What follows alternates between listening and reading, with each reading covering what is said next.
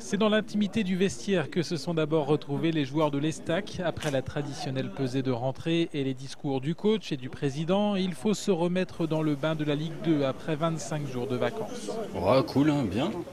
Un peu comme les gamins qui retournent à l'école. Non, c'était bien, c'était bien. Content de revoir un peu tout le monde et c'est bien.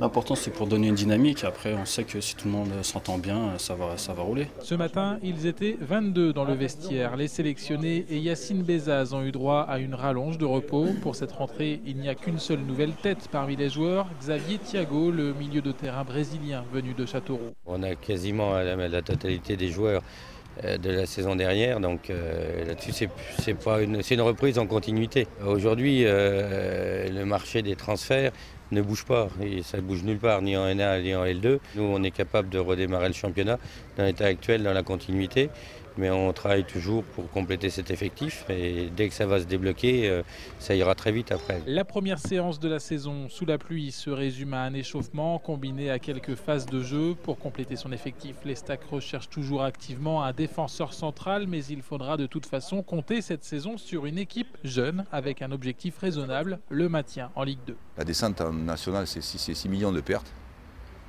c'est colossal.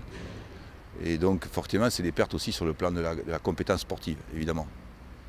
Donc il est important de rester en Ligue 2, c'est la survie. De rester en Ligue 2 jusqu'en 2012, jusqu'à ce qu'on retrouve une économie saine. Il ne faut pas confondre, je le dis souvent, l'ambition et l'objectif. L'objectif, c'est de se maintenir en Ligue 2. Les ambitions, elles sont toujours très très importantes parce qu'on est sportif de haut niveau et moi le premier, je ne pense qu'à gagner. Rentrée pluvieuse, rentrée heureuse, il faudra attendre le 29 juillet prochain avec l'ouverture du championnat de Ligue 2 à Amiens pour savoir si le dicton se vérifie.